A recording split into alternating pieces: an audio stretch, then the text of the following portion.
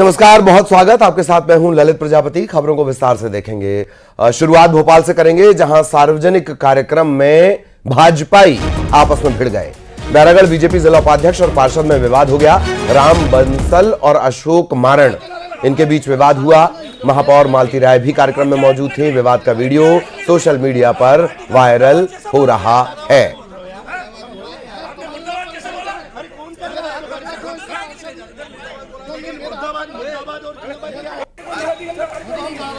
भोपाल की तस्वीरें हैं। शोर, आवाज, नाराजगी, गुस्सा, ये सब आप सुन पा रहे हैं। बैरागढ़ बीजेपी जिला उपाध्यक्ष और पार्षद के बीच विवाद हुआ। न्यूज 18 मध्य प्रदेश छत्तीसगढ़ पर एक्सक्लूसिव तस्वीरें इस वक्त आप देख रहे हैं। राम बंसल और अशोक मारण। खास बात यह कि महापौर मालती राय भी इस दौरान इस कार्यक्रम में मौजूद थी जब ये पूरा विवाद हुआ, और अब ये विवाद का वीडियो वायरल हो रहा है।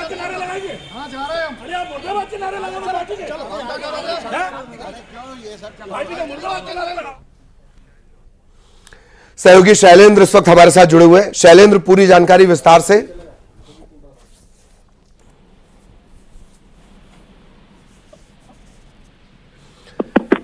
चलिए, शैलेंद्र से हम संपर्क करने की कोशिश करेंगे। और ये तस्वीरें आप देख रहे हैं, राम बंसल, अशोक मारण, इनके बीच ये पूरा विवाद हुआ है और महापौर मालती राय की मौजूदगी में ये विवाद हुआ। विवाद बढ़ते बढ़ते इस हद तक बढ़ गया। हम कोशिश कर रहे हैं शैलेंद्र हमारे साथ जुड़े। शैलेंद्र, आप तक मेरी आवाज पहुंच रही हो? विस्तार से बताएं क्या वजह रही, कैसे ये विवाद इतना तमाशे में तब्दील हो गया। शैलेंद्र, देखिए, बिल्कुल आज बेरागढ़ में आज जो एक पेड़ मां के नाम जो अभियान चल रहा है पीएम नरेंद्र मोदी के आह्वान पर, वो वहां पर अभियान चल रहा था और उसी समय अचानक से विवाद खड़ा हुआ और दो जो पार्षद है और ये दोनों जिला उपाध्यक्ष आपस में वहां पर भिड़ लिए। और ये झगड़ा जो नगरीय निकाय चुनाव थे उसमें जीत और हार को लेकर शुरू हुआ था और एक दूसरे के ऊपर फिर गंभीर आरोप लगाते हुए कि इन्होंने पार्टी को निपटा दिया है और इस तरह के आरोप लगाते हुए वहीं सड़क पर ही जहाँ पौधा लगा रहे थे वहीं पर दोनों के बीच मारपीट शुरू हो गई। और इसके बाद मारपीट के बाद इन्हें अलग किया गया और समझाइश दी गई कि इस तरह से घटनाक्रम नहीं होना चाहिए। हालांकि प्रदेश संगठन ने भी इस मामले को अब गंभीरता से लिया। राम बंसल और अशोक मारण दोनों को ही तलब किया गया है और इस तरह की आगे घटना ना हो इसके लिए भी इन्हें हिदायत दी जाएगी और इन्हें पार्टी ने तलब कर लिया है। चलिए, बहुत धन्यवाद शैलेंद्र इस तमाम जानकारी के लिए। सहयोगी शैलेंद्र विस्तार से जानकारी दे रहे थे। बड़ा अपडेट ये, पार्टी ने दोनों को तलब किया है।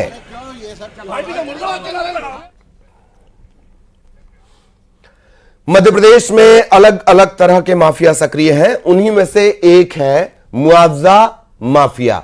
सुनने में थोड़ा अजीब लगेगा। ये सरकारी प्रोजेक्ट पास होने पर सस्ती कीमत पर जमीन खरीदते हैं, उस पर कमजोर मकान का निर्माण करवाते हैं। प्रोजेक्ट के लिए जब जमीन का अधिग्रहण होता है तो इसके बदले मोटी रकम इन्हें मिल जाती है। मामला सिंगरौली से जुड़ा हुआ है। सिंगरौली से प्रयागराज नेशनल हाईवे 135C का निर्माण हो रहा है। जैसे ही इसके बारे में अधिसूचना जारी हुई, माफिया सक्रिय हुआ, किसानों से जमीन की खरीद बिक्री करने लगे। इसके बाद मुआवजा माफिया ने इस रूट पर 2500 से ज्यादा मकान बनवा दिए। ज्यादातर जो घर हैं वो अधूरे बने हुए हैं। ये मकान उस जगह बने जहां से हाईवे गुजरना है। इस खुलासे के बाद प्रशासन भी कार्रवाई की तैयारी में है। क्रोनोलॉजी समझिए आप, यहां कोई रहता नहीं है, बस ये घर खड़े कर दिए गए हैं और ये इस तरह से सीध में खड़े किए गए हैं, आपको नजर आएगा बिल्कुल सीधी सड़क यहां से निकलने वाली है। सर्वे में जानकारी प्राप्त हुई है कि कुछ लोगों ने 3A के प्रकाशन के बाद अपने मकान निर्माण किए हैं। ऐसे मकानों को चिन्हित किया गया है सर्वे दल के द्वारा। साथ ही उनके फोटो जियोटैग के द्वारा सेव कर लिए गए हैं। यदि कोई निर्माण 3A के प्रकाशन के बाद हमें प्राप्त होता है तो उसको नियमानुसार किसी प्रकार का मुआवजा प्रदान नहीं किया जाएगा। प्राथमिक आकलन के अनुसार लगभग 500 मकान पुराने पाए गए हैं। साथ ही लगभग 2500 मकान नए निर्माण या जो आंशिक रूप से बने हुए पाए गए हैं।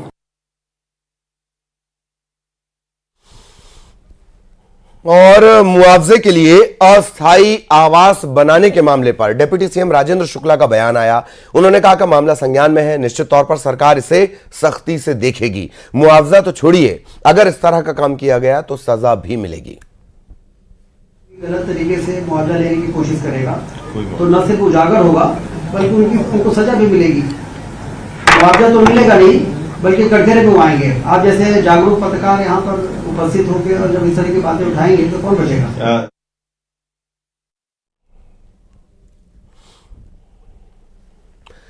सिंगरौली के मामले में डिप्टी सीएम को आपने सुना, मामला संज्ञान में आया। राजेंद्र शुक्ल का यह कहना है तो ऐसा नहीं है कि इस तरह के घटनाक्रम पहले नहीं हुए, पर इतने बड़े पैमाने पर ये गड़बड़ झाला, हेरा फेरी, धांधली होने पर इस पूरे मामले का खुलासा हो गया। कच्चे घर बना दिए गए, सिर्फ दीवार उठाकर कच्चा मकान बनाकर छोड़ दिया गया, कोई रह भी नहीं रहा है।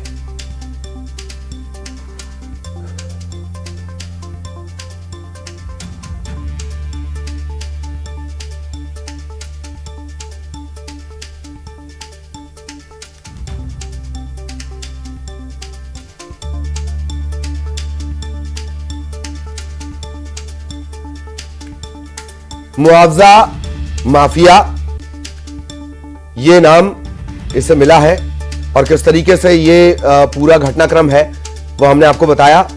किसानों से जमीन का पहले ही सौदा कर लिया जाता है, किसानों से जमीन औने पौने दाम पर खरीद ली जाती है और उसके बाद उस जगह पर कच्चे मकान बनाकर एक तरह से कब्जा कर लिया जाता है। जब मुआवजा बांटा जाएगा तो वो उस वक्त के हिसाब से बांटा जाएगा। मुआवजा वैसे भी ज्यादा बांटा जाता है आप किसी की जमीन जब लेते हैं तो, और उससे बड़ा मुनाफा होता है। और यह भी ऐसा नहीं कि सिर्फ मुआवजा माफिया ने मिलकर ऐसा कर लिया हो, बिना अफसरों, नेताओं, अधिकारियों के मिली भगत के यह संभव भी नहीं।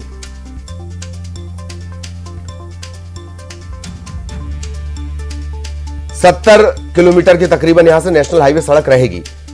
यह एक्सटेंशन है हाईवे का, ये एक्सटेंशन है एक हाईवे का। 135C का निर्माण यहां पर होना है। आमतौर पर अधिसूचना जारी हुई, यहां पर प्रोजेक्ट बनेगा। आम लोगों को इस तरह की जानकारियां होती नहीं है, ऐसी जानकारियां नेताओं, अफसरों को ज्यादा होती हैं। यही वजह है कि जैसे ही ये अधिसूचना जारी होती है, कब्जे का सिलसिला शुरू हो जाता है। हमारे सहयोगी शैलेंद्र इस वक्त हमारे साथ जुड़े हुए हैं। इसके अलावा सिंगरौली से हरीश हमारे सहयोगी जुड़े हुए हैं। शैलेंद्र, आपके पास मैं आऊंगा, लेकिन पहले सिंगरौली से हरीश, मैं आपसे एक सवाल करना चाह रहा था कि कैसे इस घटनाक्रम का खुलासा हुआ। शायद ऐसा हुआ कि लालच में एक लेन जैसी बना दी गई। बहुत ऊपर से देखा जाए तो ऐसा लगता है कि घरों की एक सड़क बनी हुई है, यही लालच ले डूबा। हरीश। बिल्कुल ललित, आपने सही कहा है कि लालच जो है वो ले डूबा है। इसका सबसे बड़ी जो वजह है और सबसे बड़ा जो कारण है, इसमें तमाम जो जिम्मेदार अफसर हैं जो यहाँ क्षेत्रीय कर्मचारी के रूप में बदलते हैं, उन्हीं के वो तमाम मकान है जो एक लाइन से दिखते हैं। हालांकि जो यहाँ स्थानीय रहवासी हैं तो स्थानीय रहवासियों का मकान कम है और जो स्थानीय रहवासी हैं उन्हीं से जो अधिकारी अफसर है वो तमाम जमीनों को खरीद फरोख्त कर और वहाँ अवैध तरीके से जमीन थी वहाँ उसका निर्माण करा दिए हैं। हालांकि जब अधिकारी कर्मचारी, जब जिम्मेदार अफसर ही इस तरीके से निर्माण कार्य करा रहे थे तो जो जाहिर सी बात है ललित की जो रहवासी हैं वो भी इस पे हाथ साफ करेंगे। तो रहवासियों ने भी थोड़ा बहुत हाथ साफ किया है, लेकिन ज्यादातर जो संख्या निकल के सामने आई है बिल्कुल जो है तो अधिकारी कर्मचारी, जो क्षेत्रीय कर्मचारी हैं और जो तमाम नेता हैं उन्हीं के तमाम घर बने हुए हैं। और यही वजह है कि अब जो पूरा मामला है उछाल ले लिया है। और हालांकि पूरे मामले में जिम्मेदार एसडीएम है, यहाँ की क्षेत्रीय एसडीएम है, उनसे बात हुई है, उन्होंने भी इस चीज को कबूल लिया है कि 2000 से अधिक जो मकान है वो अभी नए मकान है और उनका जो निर्माण कार्य हुआ है वो लगभग 2 महीने के अंदर उनका निर्माण कार्य हुआ है। और हालांकि चूंकि जिम्मेदार अफसर है और तमाम मर्यादाएं रहती है, इस लिहाज से उन्होंने कर्मचारियों का नाम तो नहीं लिया। अच्छी बात और भी हुई कि आज उन्होंने बोला कि आपके जैसे जागरूक पत्रकार रहेंगे तो कैसे इस तरह की गड़बड़ हो सकती है। अच्छी बात है, नेताओं को कभी कभी लगते रहना चाहिए ये सब चीजें। शैलेंद्र, मैं आपके पास आना चाहूंगा।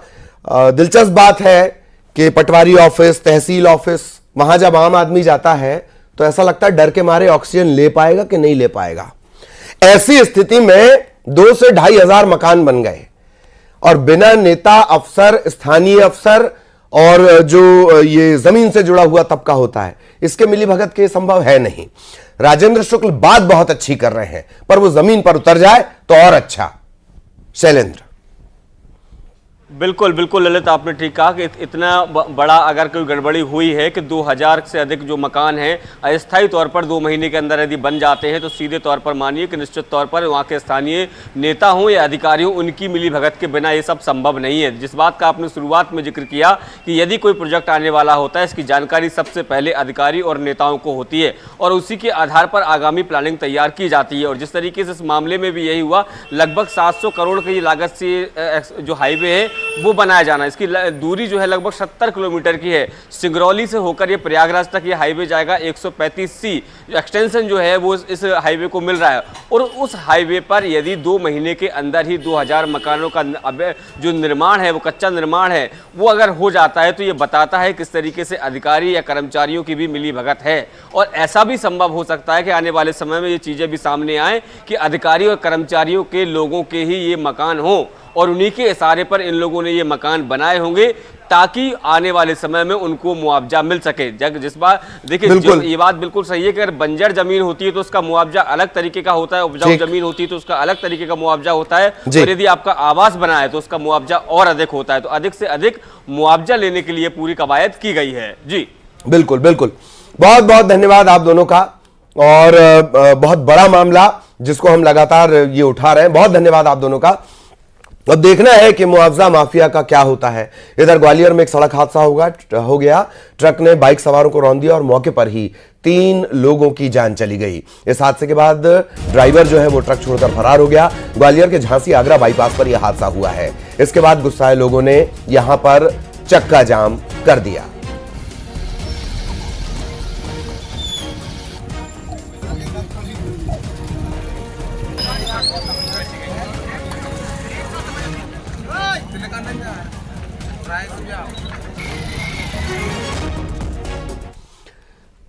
ग्वालियर के टेकनपुर बीएसएफ एकेडमी से लापता हुई लेडी कांस्टेबल का सुराग मिल गया है।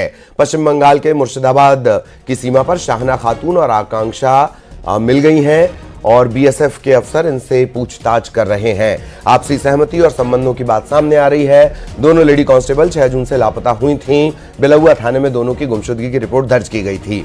इतना ही नहीं, आकांक्षा के परिजनों ने शाहना खातून पर अपहरण का केस भी दर्ज कराया था। बहुत शुरुआत में जब ये मामला निकलकर सामने आया, ये मामला खुलकर सामने आया, तभी ये भी हमने आपको बताया था कि ये संबंधों के पेचदार मामले निकल सकते हैं।